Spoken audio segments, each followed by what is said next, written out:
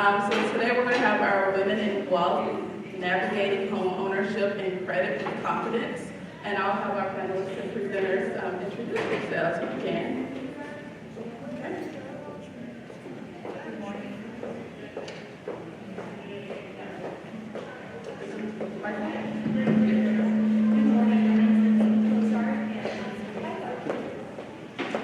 Hey, good morning, ladies. Thank you so much for coming. I'm Jared Miller. I'm an operations.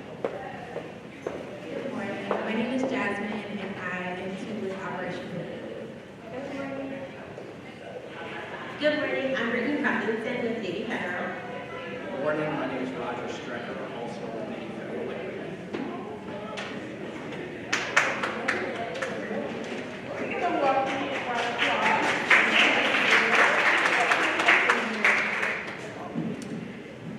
Yes, thank you, as they all were very gracious about thanking you for being here. And I thank you for being here as well. As a member of the FICO team in the Consumer Empowerment Programs and Partnership Group, it's our passion to share credit and financial education to consumers and make sure that that information is accurate, that you're learning, because there's a lot of stuff out there that's inaccurate. So I'm going to talk to you today about the FICO Score, and then our friends at Navy Federal will talk with you about once you have a FICO Score that's going to help you qualify for a good loan, they're going to go through the process of how to apply for a mortgage. So, let's see, I'm not familiar with this later.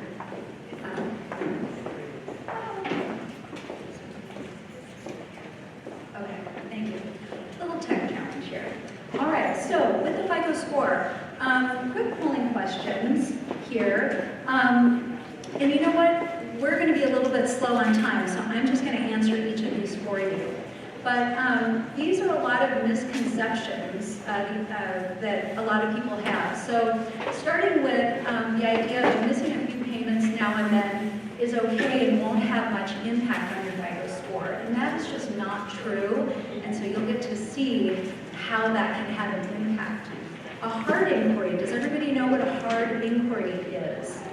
It's where you're actually applying for credit. So there are a lot of different types of inquiries into your credit report, but it's only the ones where you're applying for new credit that can have a negative impact on your score. Now, there are times we all have to apply for credit, right? We just don't want to apply for it when we don't need it. So a hard inquiry can, in fact, lower your score. Annual household income is not a part of your FICO score. It's not a part of any credit score, actually, because it has nothing to do with your credit. Closing unused credit cards will not improve your FICO score. It might improve your personal financial situation, but it won't improve your FICO score, and you'll see why here in just a little bit. And then the last one, the reporting of a credit account in forbearance or a deferred payment plan is not considered negative by the FICO score. So if you create some type of an agreement to defer payments or not have payments, because you're in agreement with your lender, that is, you should be reported as current on your account. So moving along here, I'm going to do just a very brief overview of the credit system, because another misnomer about where FICO fits is that we're a credit bureau or something other than that. So we'll talk about that very briefly, and then we'll do the overview of the FICO score. So what's included, how does it get calculated, and what are the key things you need to pay attention to when you're managing your credit in order to really build your credit profile. So it's not, you don't want to manage to your FICO score, you want to manage to your credit profile. And if you're doing really well there, you're going to have a good FICO score, okay? And then it's listed as a third thing that we'll talk about, but the FICO score is very dynamic. So if you think about what the FICO score is, it's basically a 3-digit number that represents your credit history. Every time something gets reported to the credit bureaus, your FICO score could change, okay? So as far as the credit ecosystem, we have all of us as consumers. That's one part of the credit ecosystem. So we're applying for loans, we're making payments on those loans to the lenders. The lenders, you know, look at your credit reports, they pull your FICO score to both decide whether or not and how much to lend you and what the cost of that credit is going to be. But then they also, when you're making payments or doing any other activity regarding your credit, then that information gets reported to the credit bureaus. So there's Equifax, Experian, and TransUnion. Those are the 3 credit bureaus that are most commonly used. And so that is where the lenders are reporting your credit data. And then the credit bureaus work with FICO. They provide us with anonymous data so that we can analyze that data to be able to create new versions of the FICO score. FICO has no data. We are a data analytics company. We're traded on the stock exchange under the S&P 500.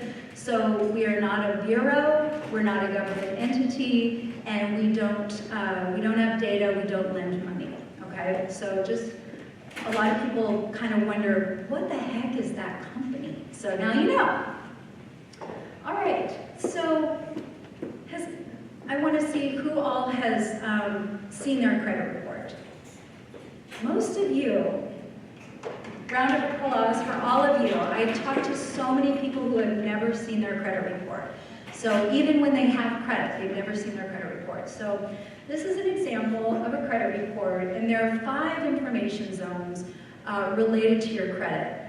The first zone is just your personal information so that when the FICO score is looking at the data on your credit report, it knows who that belongs to, right? But the FICO score is just looking at those last 4 information zones. So public records, do you have a bankruptcy?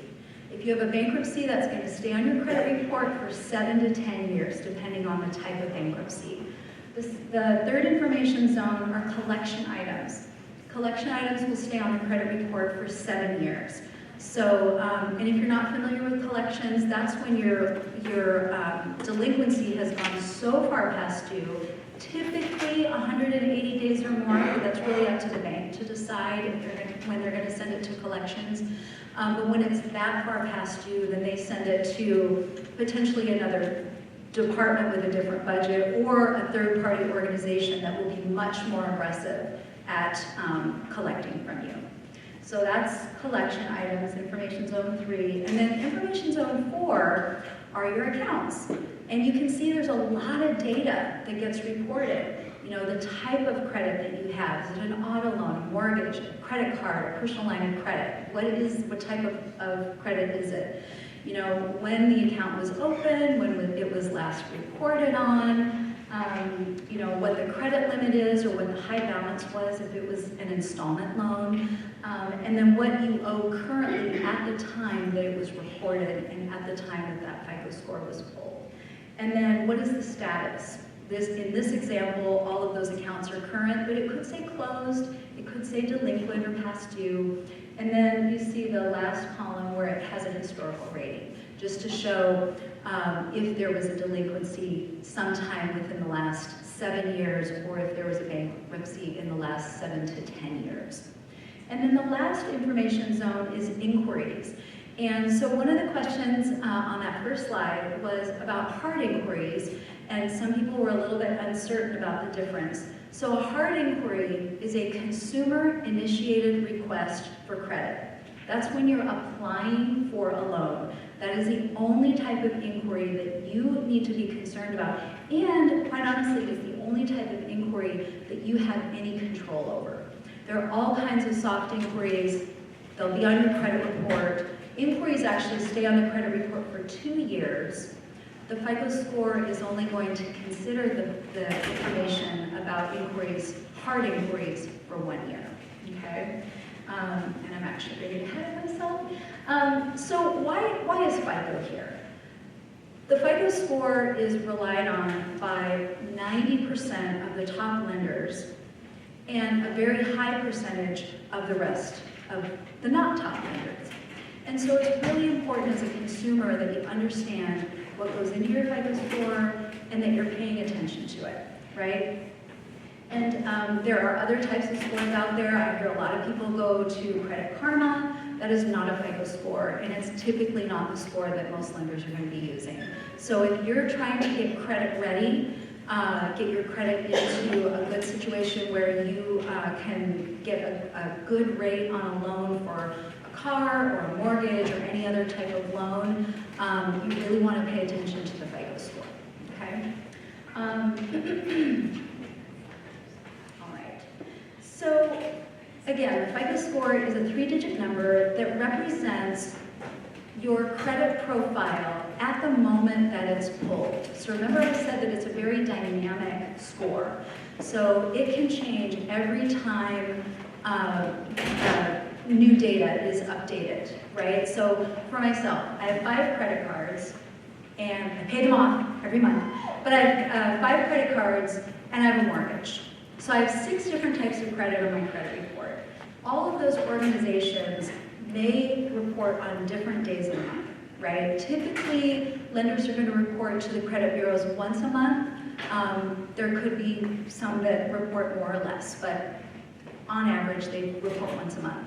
So if you pull your FICO score today, and you might have one score, and then if you pull your FICO score again in, say, a week or 2 weeks, there may have been some activity reported in that time, and so your FICO score could be different, okay? Not a guarantee, but it could be, all right?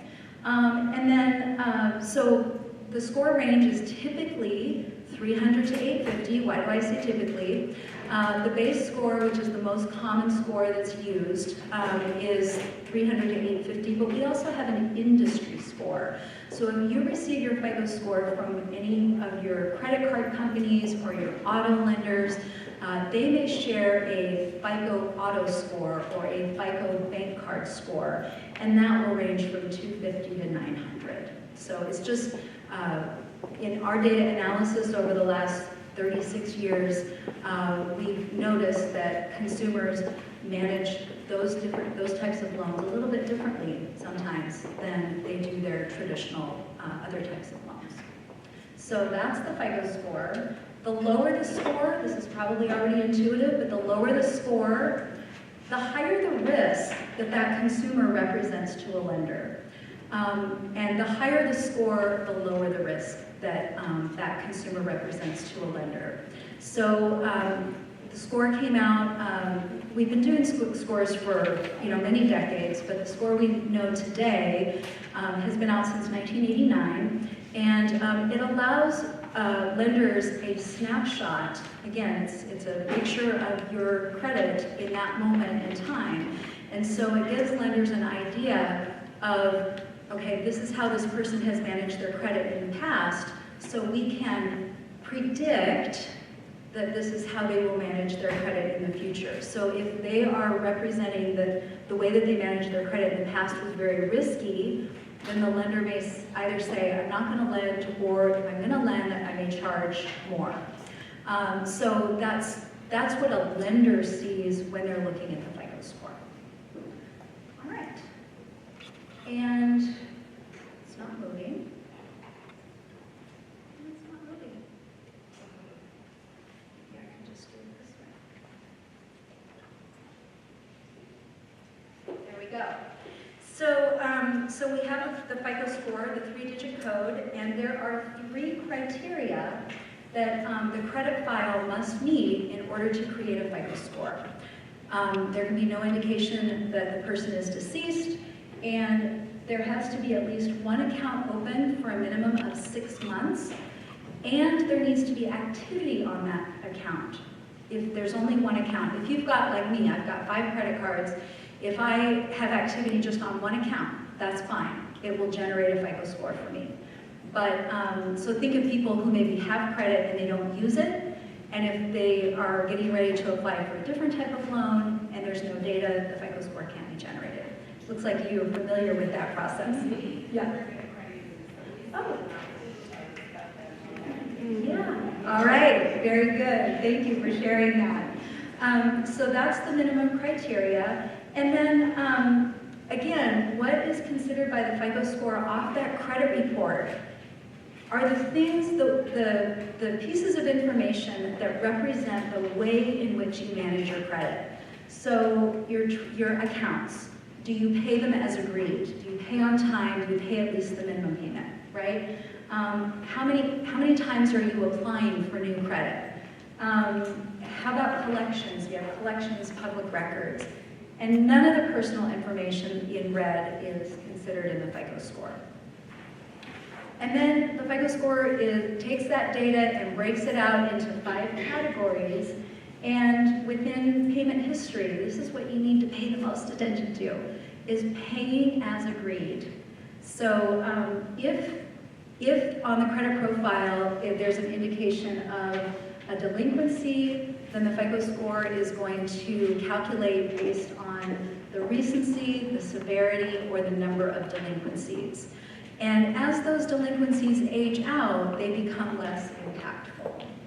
Within outstanding debt or amounts owed is another way that we look at it, is how much does the consumer owe, how high are the balances on credit cards versus the limits.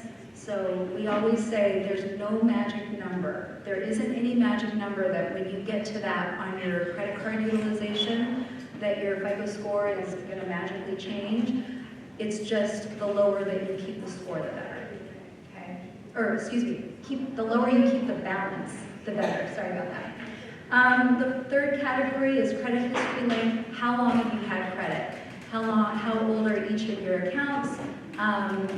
What's your newest account? Okay, I'm running out of time. I'm going to be really quick. Last one, pursuit of new, or second to the last. This is, again, pursuit of new credit. It's when you're applying for loans. That's 10%. And then credit mix, and we always say this is the least important. If you have one type of credit, you don't need to have more credit unless, or just to satisfy this. So don't get more credit than you need. Lots of resources, but come to our table, and we're out there near the registration, and you can get lots of free resources, and we're happy to share that with you. And so now I'd like to turn it over to Navy Federal. Thank you.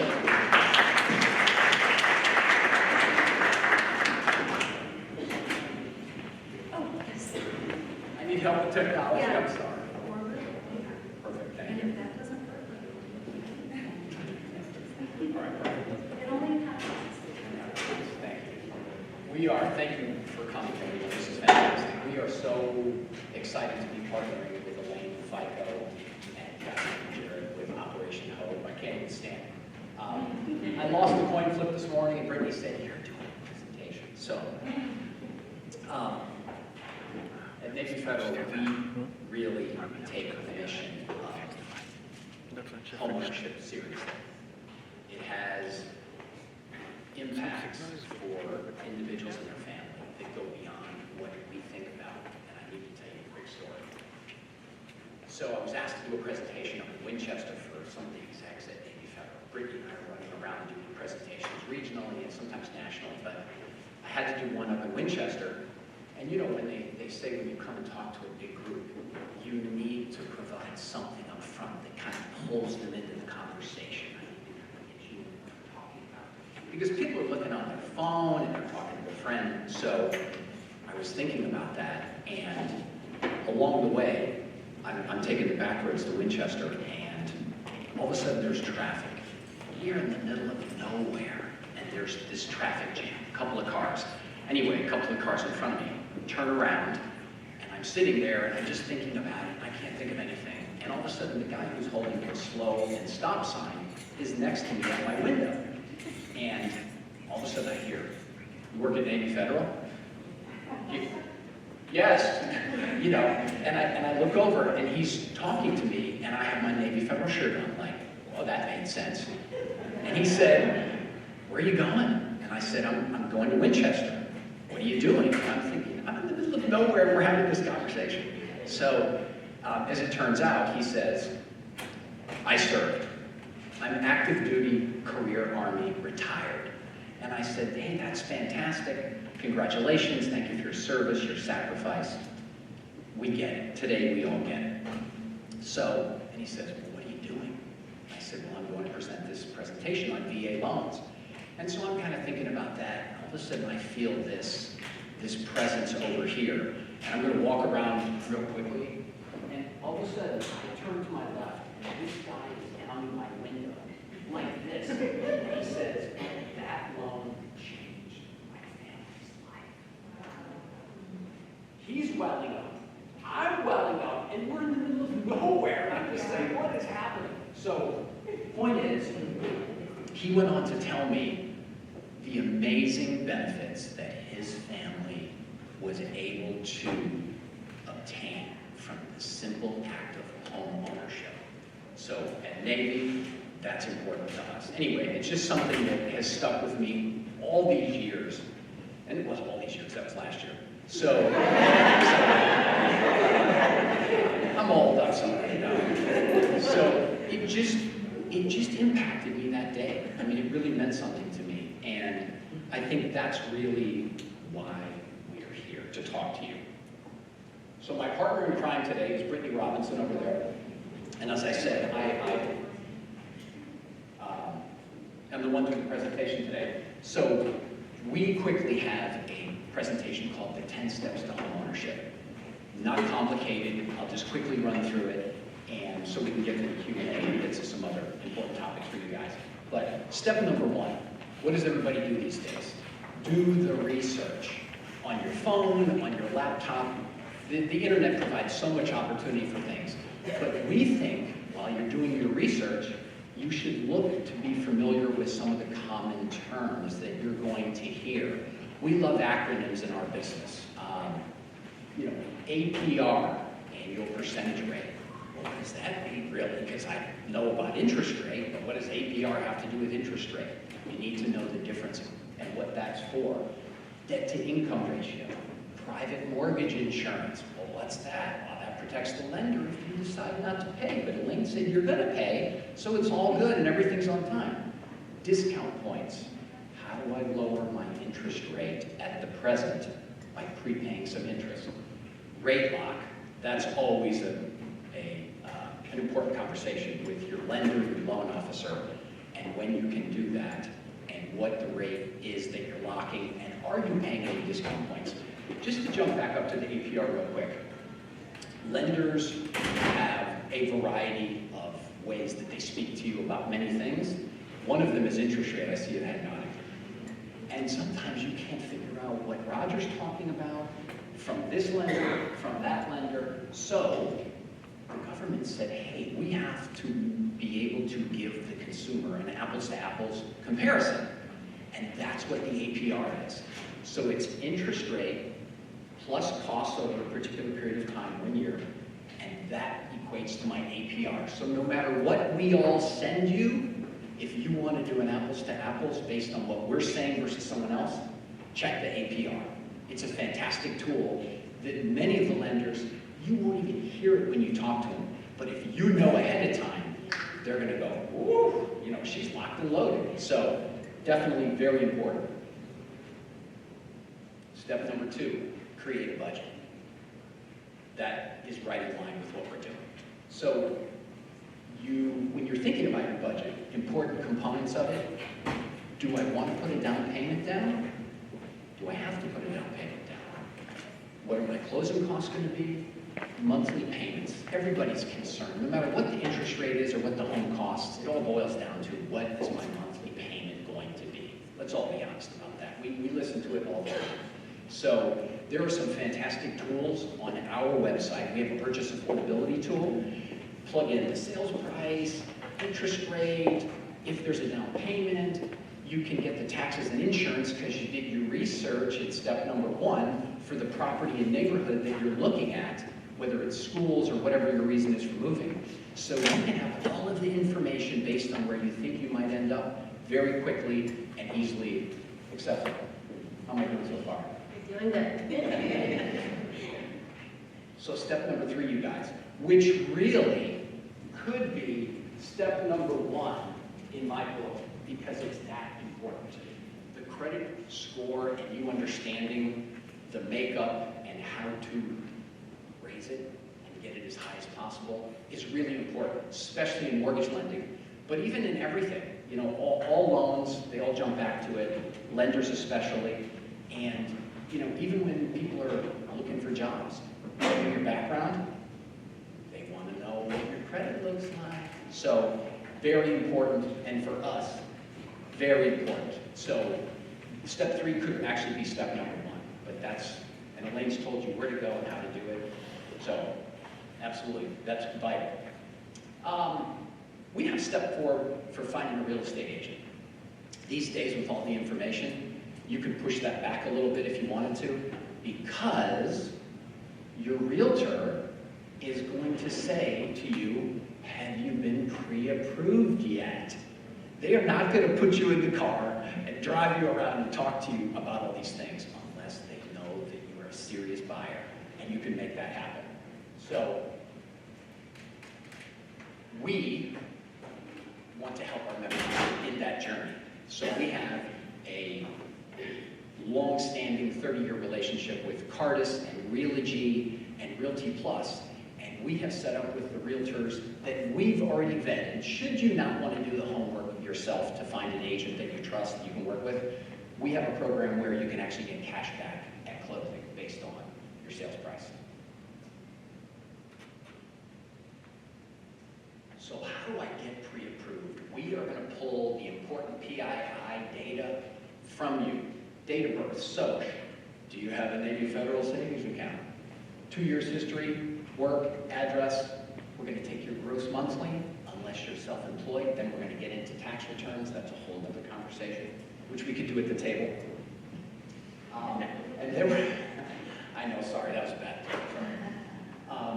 Then we're going to look at W-2s, as I mentioned, possibly tax returns, 30 days pay stubs, and then we're going to take a look at any of the asset accounts, 401k, stocks, bonds, mutual funds, whatever it might be. So you're going to pass that to your loan officer.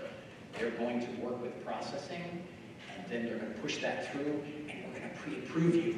So then you get in the car with your agent, or you look around yourself, and you start identifying homes that are where you want to live. And the beautiful thing about working with an agent is that they are in your corner, typically if it's a buyer agent, and they're going to present the offer for you, and they're going to tell you, just provide you the information about areas and neighborhoods and building and what's going on that you might not be just up to snuff on. So we highly recommend it. Your loan officer will work tightly with your agent to put all that together. Once you secure the property, you're going to upload the sales contract. Hopefully it's all the pages, please. Help me. And we are going to take the rest of the information we need. We're going to push it through. Underwriting is going to do quick kind of final review. Well, not the final yet, but we're going to conditionally approve you. We're going to order the home inspection, We're going to order the appraisal. We're going to order the title work. And just keep moving it down the road. Your realtor will do a home inspection with you to make sure the property is good to go. And step number 9, once we have all of that back, the appraisal, the title work, and everything back, underwriting will say, you are Clear to close. clear to close. That's one of those acronyms. That's the best one, though, clear to close. So once we get the clear to close from underwriting, you are good to go. And you'll decide how you want to do the closing, whether you want to be in person or you want to do a hybrid closing, that type of thing. And they'll say, hey, where's your money if you bring in any closing, wire transfer or cashier's check, anything along that line. And the final step in the amazing process is you close on your home. And if you do the loan with Navy Fed for our members, we have all these pictures of everybody standing in front of the home. Tears are flowing, and there's that American flag sitting right there, because that's something that we just delivered to our members and the agency to love. Anyway, I know I'm pumping Navy Fed, but that's basically it. It's not hard to make it happen. So that's my pitch, you guys. Operation Hope, my partners. Your turn.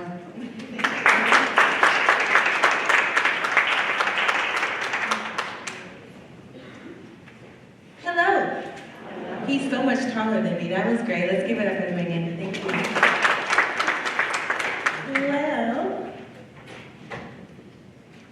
gotta get through a couple more. Maybe Federal's beautiful presentation, guys. Don't worry. Oh, there's that disclosure, yes. Well, my name is Jasmine. I'm Assistant Vice President of Partnerships at Operation Hope.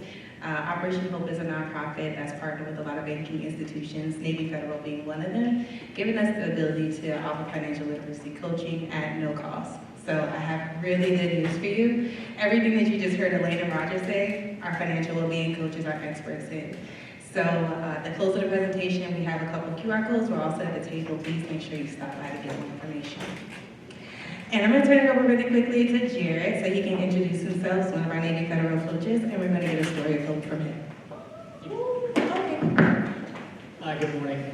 First thing that I want to say is it is an honor and a privilege to sit in front of all you incredible women at this event. Thank you so much for attending and giving me the opportunity to speak. As Jasmine mentioned, I am Jared. I know that I got a little more hair than that picture up there, but I'm still the same coach. I'm still here to help you. I work out of the Springfield area here in Virginia. I can, travel and help out virtually as well. But I'm a homeownership coach and credit money management coach with Operation Hope. All right. And do you want to share the story of hope? Yeah, absolutely.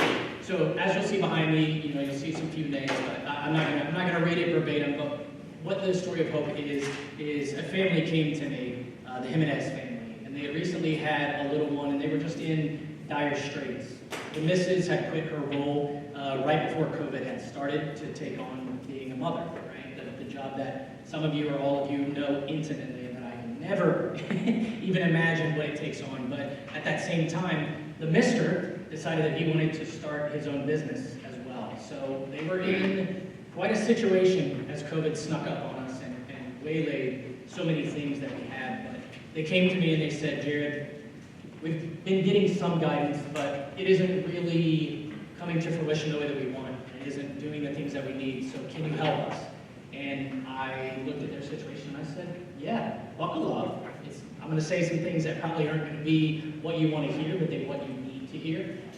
And we spent that time together. And admittedly, a lot of what coaching is, when I sit and talk with any of you or your loved ones relative to anything, a lot of it's a mini therapy session. But please know that anything that's said between you and your coach is always going to stay between you and your coach, right? And what the story of hope behind me kind of shows is that through time and dedication and understanding and learning and implementing the things that we talk about, you can make a change. You can make a difference in your situation. And I took two people that basically had just purchased a home, had just quit their roles, were branching out and starting a business, just had a baby, they're currently having another baby, and we increased their credit score, we reduced their debt, we increased their savings, all things that really at that time, every odd was stacked against them to do so. And I think that shows the power of what we do, shows the power of the consistency that comes with financial literacy and understanding. So if anyone's interested in a similar story happening to them, come see me. That is very true. I have a lot of stories that I could share myself. So these are our core programs, and we have a Hope Inside model, so we're one of the only nonprofits, if not the only nonprofit, that goes inside the banks to deliver the coaching, right? So we're partnered with several organizations and financial institutions. We have a credit and money management program, a homeownership, foreclosure prevention. So you get your house, and we also help you keep your house, right? Small business development. So if you want to start a business, grow your business, we have coaches that can support you. And most recently, we've experienced that government shutdown, right? So our coaches were stacked up with resources to help people recover from that if that was something that they were experiencing. Coaches like Jared offer the personalized one-on-one coaching, so you can meet with your coach however often you want, how long you want. Really, there's no cutoff time, right? So it's just tailored based on whatever you need. And then our workshops are available at operationhope.org. They're absolutely no cost. And one of the things that I really appreciate that our coaches do is they deliver some of the workshops in the evening to kind of reach that population of people that are at work all day so they can get the information as well. And this is our QR code because we're partnered with FICO as well. If you do not have a relationship with Navy Federal, it doesn't mean that you don't get to work at Hope. If you scan this QR code, it takes you to our Score a Better Future page with FICO, and you can get connected to a coach that way. That's all we got. With that, we have a Q&A. I don't know how that's gonna work, so I'm gonna go and take my seat. Can you put the QR code back up, please? And if there are any questions, they do have some microphones set up. Yes, I'll have the. I'm gonna go to, I think this is your one, Elaine. Yes. Yeah, because FICO has the free credit report, so you can actually scan their code. Keon, this is like your spiel. But they have a free access to your credit score too, so you can use that. And then we have our Operation Hope code as well. Just to clarify, it's free access to your FICO score. Oh, yes. Hi, so everyone, we do have mics available, so if you have any questions for our speakers today, we have 10 minutes, so, feel free to ask a wealth of questions. This is exciting. Yes. Hi, thank you. I'm Shakara Lawrence from Norfolk, Virginia. And I have a question about when is a good time to know when to buy with all the changes going on in the market and the struggle to find affordable housing and the housing shortage? I'm thinking that's a great. I always say it's good to know what your buying power is, as well as once you've done the steps, as they would say, the research, knowing your credit score. You can come into a Navy Federal or a lender of your choice, of course I have to be biased, and we would work with you to see if that purchase price works with what you're looking for in your area. And if not, we always can work with you on how to achieve that goal as well. Thank you. One more. Yep, I was gonna tell you too, one other thing that you can do is go to a first-time home buyer workshop. And that'll kind of help you, like, for example, I thought that I was ready to buy a home, but then I went to a workshop and I was like, that's too much work. So you can do that as well. Yeah, and then to add to what Jasmine's saying, from the coaching side of Operation Hope, that is a question that someone comes to me with, and I say, okay, let's go ahead and set a roadmap so we can put that out, right? So is it 6 months, 8 months, 10 months, 12 months, depending on your financial situation and where you are. So then you can know, here's a final date that we can get to where I'm ready to go. And then when you go and have that conversation with them, you'll have the paperwork and you'll have the knowledge, so that way, Roger can't silver tongue. I would never do that. Never. That's a great question, and that's the $64,000 question people always ask. When is the right time? It really depends, like Jared was leaning toward, your time in things. Some people have to move. They are PCSing from point A to point B. They don't have a choice. I was just telling a group of loan officers at Navy Federal, if you look at the 200-year history of interest rates, we've sold people 11 and 12% fixed rates. People, and I'm saying, and we're talking 5s and 6s right now. And they go, wow, it's all perspective and where you are, and Navy Federal always trying to be ahead of the curve. We put a program together that, without getting too much into it, if it's one of 3 programs we have, you can use this to purchase the home, and then, if and when rates drop, we will modify your interest rate without doing a refinance. So you save all of that money, and we only charge you $250. And you can do it multiple times over the ownership period of your home. Like industry leading. That's just crazy when you talk to realtors about it. Yes, sir. You said that you will refinance. Does the homeowner have to come to you, ask for refinance? Well, it's actually a modification. Modification. Yeah. It's not a refi, it's a modification. Do they come to you or you go to them? They can pick up the phone, talk to our servicing department, and say, hey, I have this particular program. I paid you on time, I'm past the 6 months. All things need to be all things, to make it happen. It's a phone call, it's a conversation, it's $250, and we will drop your rate. My name is Richard Goodman. I'm here from Richmond, Virginia. I got a private mortgage company with my wife. So You and me both. and so sessions, because I've been going through them for years now. She goes to one breakout, I go to another breakout. I was trying to finance when I was a finance guy. But, Hope, question. You mentioned that you talk to individuals one-on-one, you do group sessions? Now, as far as sessions, do you do like church organizations or anything like that, in case a church wants someone to come out there? Now, are you nationwide or are you local? Nationwide. Okay, cool. That's good. All right. I'm in the process of working with my youth as far as financials. I've been writing papers and stuff like that, and writing a book on financials and stuff like that. So that's why I'm asking all these questions. And people in the church, they need to know how to buy homes and different things like that. I have a son that's in the Fort Campbell, and he's down there. My daughter's in Richmond. She's trying to buy a house. I'm trying to get all this information so I can go back and pass it on to them. So I thank you all for that. So we do group sessions, keep Navy fed, and they're both part of Navy fed. And I'm also Navy fed. I'm retired military. Thank you. I was going to say for your daughter at Fort Campbell. No, she's in Richmond. My son's in Campbell. Oh, you know what? VA loan. VA loan. Smoking. Yeah. VA loan. Okay. My first look is VA loan. Okay. My wife is also, she did 31 years. I'm Janae from Richmond, Virginia. It's about small business loans. When you get your EIN number and you're going to go apply for a small business loan, what credit score are they looking at? That's a really good question. So it depends on where you're going, I would say.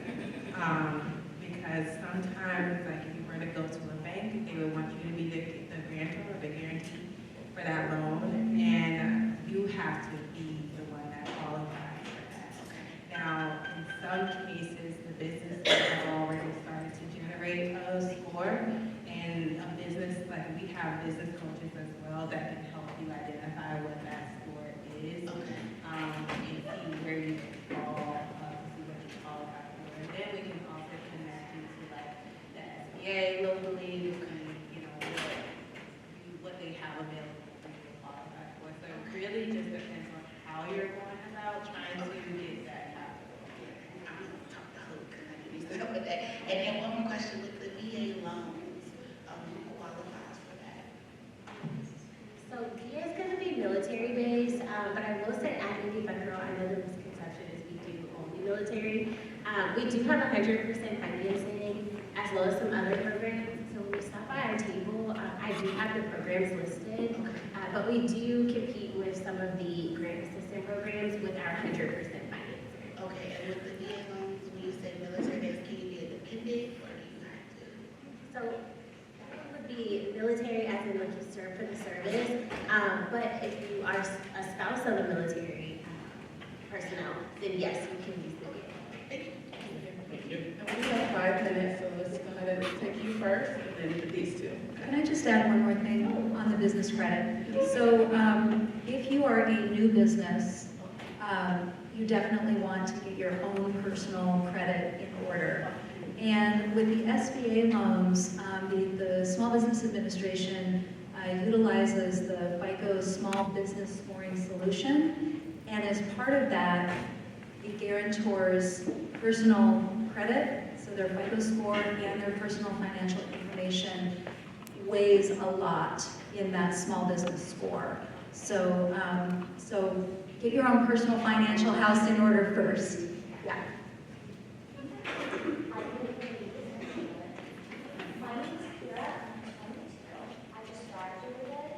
Congratulations.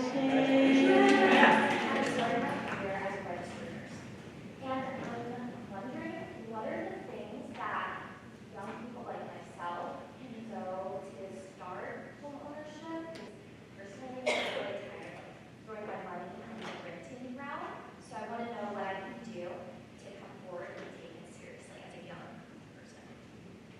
The homeownership coach and get to know them, because part of our job is relationship building as well. And once you connect with your coach, be able to develop a plan that you can stay on and be held accountable for, so that you can buy your house. But just a word of encouragement, really like the first step, so you're already well on your way. So congratulations again, and we'd love to connect you with a coach so that you can make your dreams come true for sure. And before you leave, I will say, maybe Federal does offer free classes. On our website, you can go and register for virtual classes through Homeownership, and they break down different programs that we have, as well as maybe just the basics if you have questions as well. Okay, thank you. Thank you. Yes, Hello, everyone. My name is Carice Coleman. I, too, am from Richmond, Virginia, Henrico County, to be exact. I have a question. So, like many people here, probably will be a little bit vulnerable and say that I was on the path to home ownership, and then I've recently been affected by a layoff. So, I wanted to know, you all mentioned job history being a part of one of the things that they look at.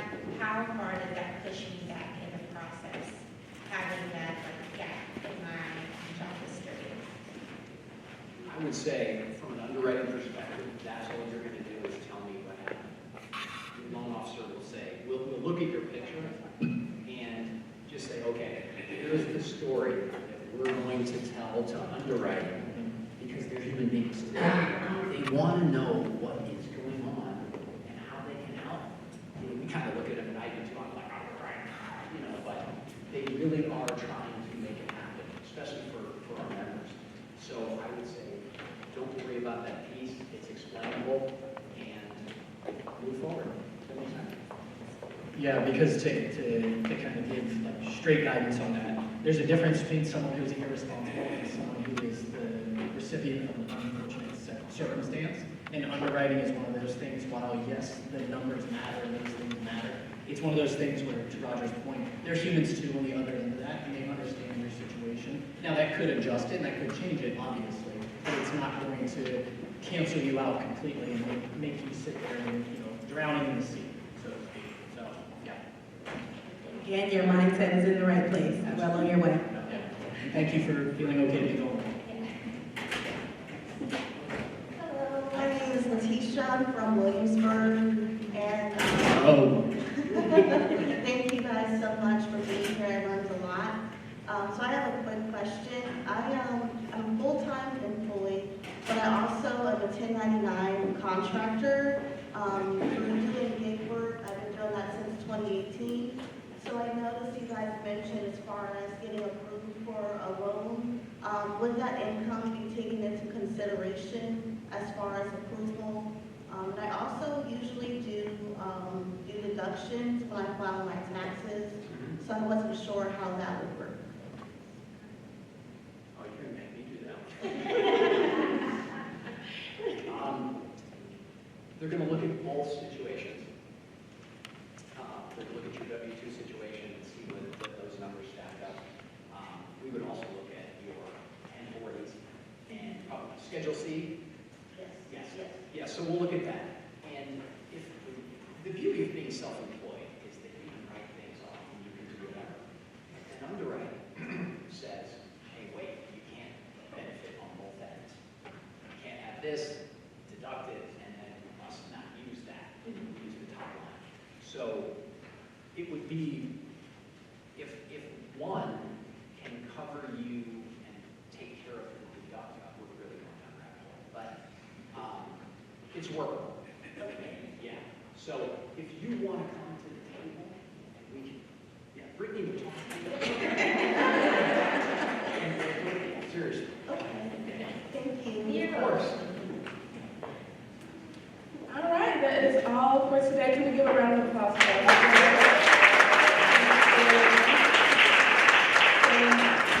So the next breakout session starts at 11 o'clock. So thank you all so much for coming today. We have some gifts for our vendors, so just wanted to thank you all. And I hope you have a great rest of the conference. Thank you again for coming.